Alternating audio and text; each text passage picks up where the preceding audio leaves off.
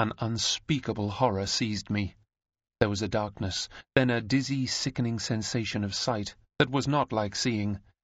I saw a line that was no line, space that was not space. I was myself, and not myself. When I could find voice, I shrieked loud in agony. "Either this is a madness, or it is hell." "It is neither," calmly replied the voice of the sphere. "It is knowledge. It is 3 dimensions. Open your eye once again and try to look steadily." I looked, and behold, a new world! There stood before me, visibly incorporate, all that I had before inferred, conjectured, dreamed, of perfect circular beauty. What seemed the centre of the stranger's form lay open to my view. Yet I could see no heart, lungs, nor arteries, only a beautiful, harmonious something, for which I had no words, but you, my listeners in Spaceland, would call it the surface of the sphere. Prostrating myself mentally before my guide, I cried, "How is it, O divine ideal of consummate loveliness and wisdom, that I see thy inside, and yet cannot discern thy heart, thy lungs, thy arteries, thy liver?" "What you think you see not," he replied. "It is not giving to you, nor to any other being, to behold my internal parts. I am of a different order of beings from those in Flatland. Were I a circle, you could discern my intestines, but I am a being composed, as I told you before, of many circles, the many in the one, called in this country a sphere. And just as the outside of a cube is a square, so the outside of a sphere represents the appearance of a circle." Bewildered though I was by my teacher's enigmatic utterance, I no longer chafed against it, but worshipped him in silent adoration. He continued with more mildness in his voice, "Distress not yourself if you cannot at first understand the deeper mysteries of Spaceland. By degrees they will dawn upon you.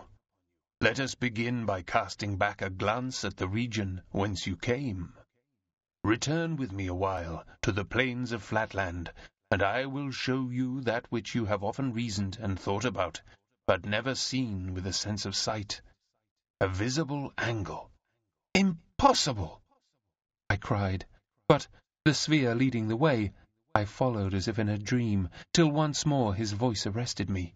"Look yonder, and behold your own pentagonal house, and all its inmates." I looked below, and saw with my physical eye all that domestic individuality which I had hitherto merely inferred with the understanding. And how poor and shadowy was the inferred conjecture in comparison with the reality which I now behold. My 4 sons calmly asleep in the northwestern rooms, my 2 orphan grandsons to the south. The servants, the butler, my daughter, all in their several apartments. Only my affectionate wife, alarmed by my continued absence, had quitted her room, and was roving up and down in the hall, anxiously awaiting my return.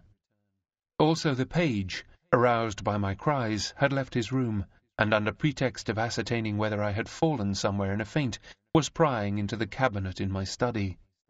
All this I could see now, not merely infer, and as we came nearer and nearer, I could discern even the contents of my cabinet, and the 2 chests of gold, and the tablets of which the sphere had made mention.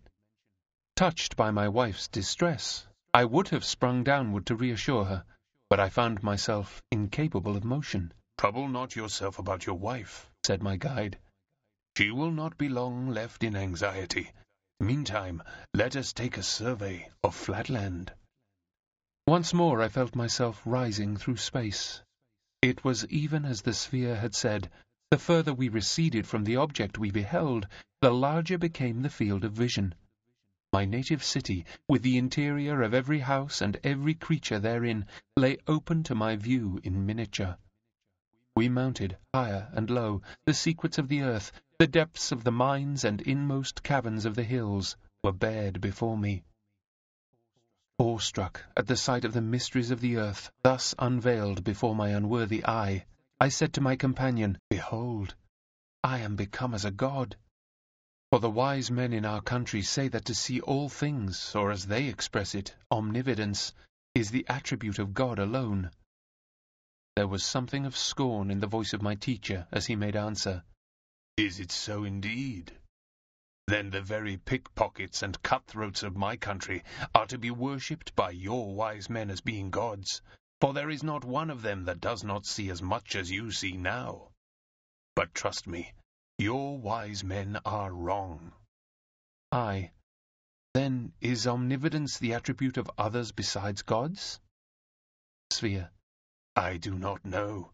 But if a pickpocket or a cutthroat of our country can see everything that is in your country, surely that is no reason why the pickpocket or cutthroat should be accepted by you as a god. This omnividence, as you call it, is not a common word in Spaceland. Does it make you more just, more merciful, less selfish, more loving? Not in the least. Then how does it make you more divine? Aye. More merciful, more loving. But these are the qualities of women, and we know that a circle is a higher being than a straight line, in so far as knowledge and wisdom are more to be esteemed than mere affection. Sphere. It is not for me to classify human faculties according to merit. Yet many of the best and wisest in Spaceland think more of the affections than of the understanding, more of your despised straight lines than of your belauded circles. But enough of this. Look, yonder. Do you know that building?